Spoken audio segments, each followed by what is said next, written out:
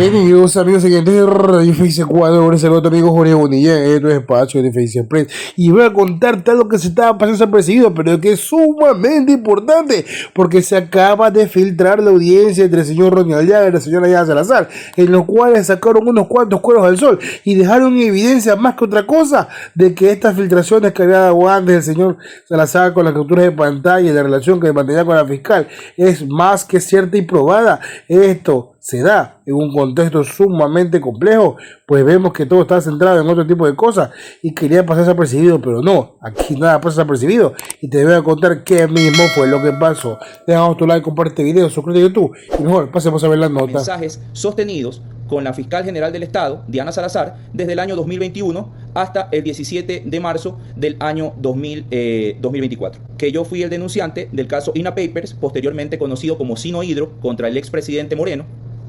Y pues evidentemente en ese momento se hacía el proceso de fiscalización del por qué no se había actuado en base al principio de objetividad y el principio de celeridad en dicho caso. Asimismo como en el caso de la consulta popular, asimismo como en el caso reparto de hospitales, y asimismo cuando salió el caso de Pandora Papers. Señora fiscal, dentro de estas conversaciones existen claros indicios de la manipulación y de la orientación política que han tenido estos casos. Puedo iniciar indicando, por ejemplo, que el caso Amistad, donde se vincula a la abogada Vivian Hernández, también a un señor Darwin Seraquibe, a quienes no conozco, pero que luego por las noticias yo me enteré que fueron vinculados en un proceso, la señora Diana Salazar me comentó sobre esos procesos de investigación que tienen que ver con un asunto de lavado de activos. Luego de aquello, podría hablarle del caso Metástasis. El caso Metástasis es de conocimiento público que los primeros allanamientos se realizaron entre la noche del 13 de diciembre y la madrugada del 14 de diciembre, donde tengo conocimiento por los medios de comunicación.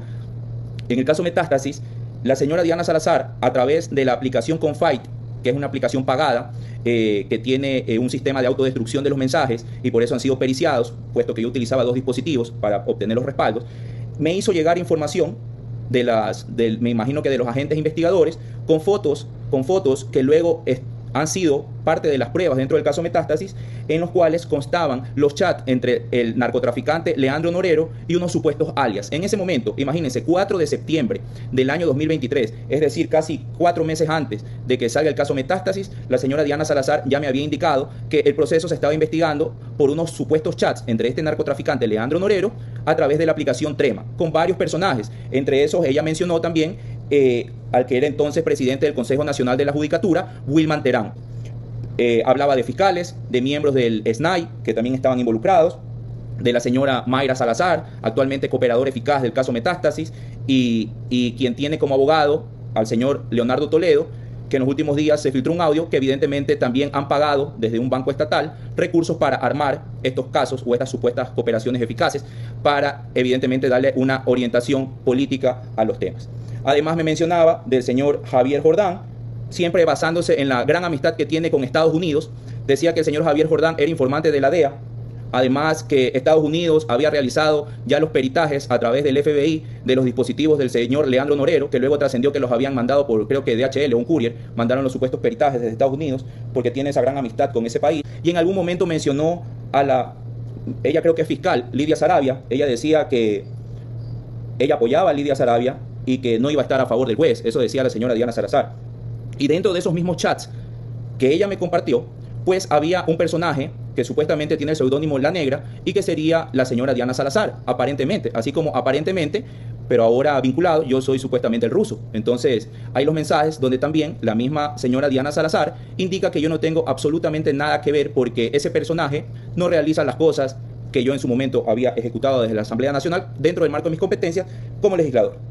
La información que supuestamente contenían los celulares del señor Leandro Norero fue periciada, según me comentó la señora Diana Salazar, en Estados Unidos por un equipo del FBI, y que además, cuando ella me comentó sobre todos estos temas, me decía que no haga absolutamente nada porque lo único que haría es demostrar que teníamos una comunicación. Ahí hacer un paréntesis. Este tema de la comunicación entre la señora Diana Salazar y yo, públicamente quizás se veía mal, puesto que yo pertenecía a una organización política que estaba fiscalizándola a la señora fiscal general del Estado y que en este momento todavía mantiene activo, que está suspendido un tema de un juicio político en contra de ella. Entonces, públicamente, pues ella no quería que se sepa que manteníamos este tipo de comunicación.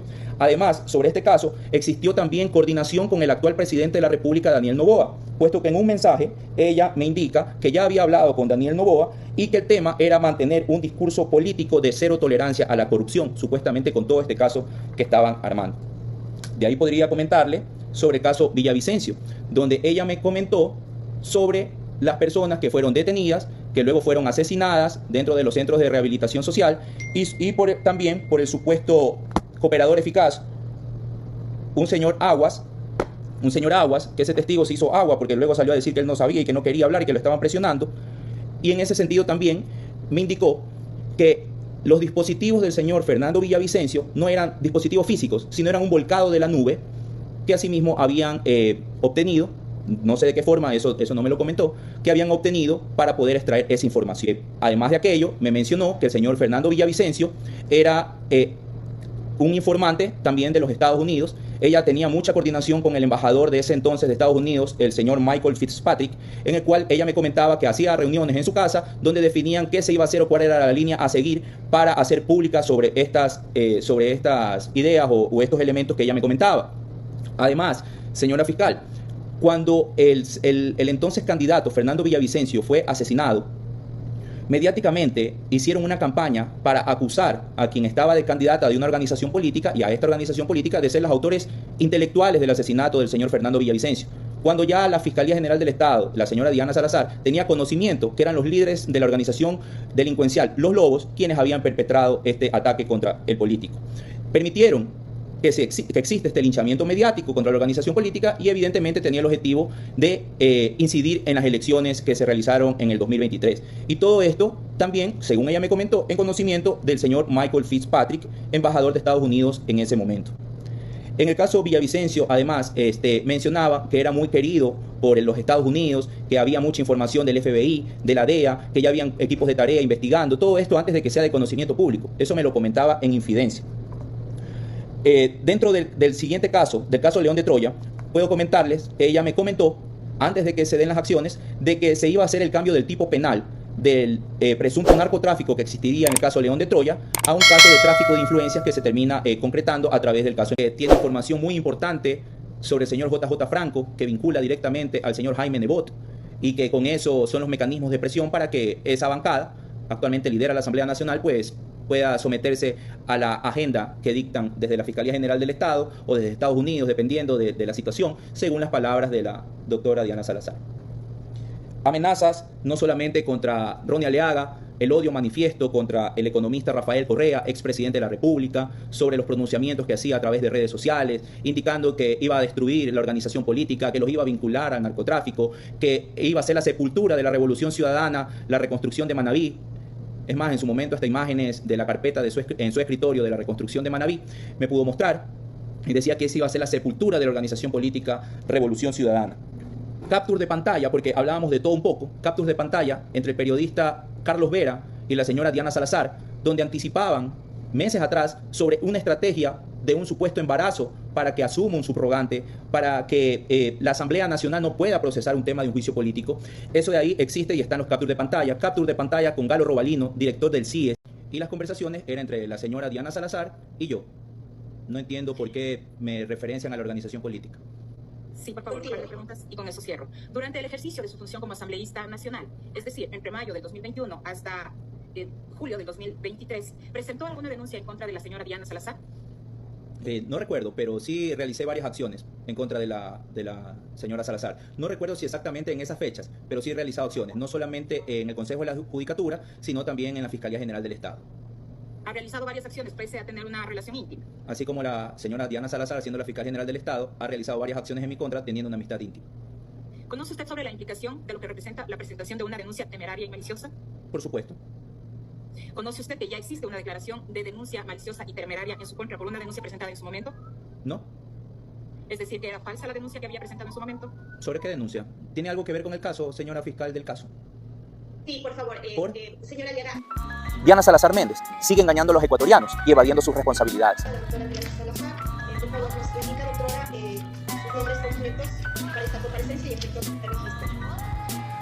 Buenos días, doctora. Comparezco personalmente y también a través de mi abogado. Estaré presente en esta diligencia. Han filtrado en redes sociales la versión que rendí este 5 de julio sobre la investigación previa del peritaje de mis conversaciones con ella, las cuales nunca negó, y ella estuvo presente durante toda la versión, conforme lo demuestra el video filtrado. En las reuniones que mantuvo con base a esa amistad íntima en el despacho de la señora fiscal general, ¿con qué frecuencia fueron las reuniones?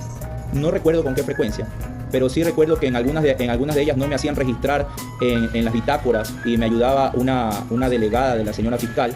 No recuerdo bien los nombres o los apellidos. Si mal no recuerdo, puede ser Erazo, que me ayudaba al ingreso a través del subsuelo, el parqueadero del subsuelo de la Fiscalía General del Estado. En varias ocasiones, la señora Diana Salazar me preguntó por temas tan específicos que no son de conocimiento público, pues solo ella y yo lo sabíamos. Y ratifica lo dicho, Diana Salazar y yo mantuvimos una amistad íntima y me reveló temas delicados, reservados y restringidos. El compareciente ha referido que la fiscal supuestamente compartía información de carácter reservado con él. ¿A cambio de qué hacía esto? A cambio de la amistad que existía supuestamente en ese momento, no creo que haya algún tipo de intercambio de otra naturaleza. Todo lo contrario al show grotesco que hizo al huir de la Asamblea Nacional, donde debía responder por el caso León de Troya, en esta diligencia, que fue en su fiscalía, con cancha a favor, sí dio la cara y hasta me amenazó. Creo que levantó la mano la doctora Salazar. Por favor, voy a ejercer mi propia defensa en este momento y voy a hacer un par de preguntas. Resulta que dejando de lado a su abogado, asumió su propia defensa. En ese momento no valió el argumento del prófugo y el delincuente. Veo que ya superó lo de la amistad íntima y ahora no le importa incurrir en la enemistad manifiesta y el conflicto de intereses. Para el juicio político, se victimizó con un tema personal y evitó ir a la asamblea, pero para atacar y perseguir desde la fiscalía sí tiene sus capacidades y facultades al 100%. Capture de pantalla, porque hablábamos de todo un poco, capture de pantalla entre el periodista Carlos Vera y la señora Diana Salazar, donde anticipaban meses atrás sobre una estrategia de un supuesto embarazo para que asuma un subrogante, para que la Asamblea Nacional no pueda procesar un tema de un juicio político. Eso de ahí existe y está en los captures de pantalla. Ya basta de mentiras, ya basta de engaños. Diana Salazar debe responderle al país. Estas situaciones que están evidenciándose y que son de manifiesto nefastas para lo que es las garantías y para todo lo que tiene que ver los procesos de justicia, podrán helar a la piel a cualquiera. Sin embargo, aquí en el Ecuador se trata de minimizar, hacer que como que no ha pasado nada y que esto no tiene nada que ver. Se hablan de proceso de fiscalización para probar justamente todo lo que se está hablando. Sin embargo, rehuyen a esto. Pero aquí queda evidenciado una vez más que todo lo que está diciendo el señor Aliaga tiene un asidero legal y cierto. Y esto, la justicia deberá también. Acompáñalo, deja tu like, comparte este video y nos vemos hasta la próxima.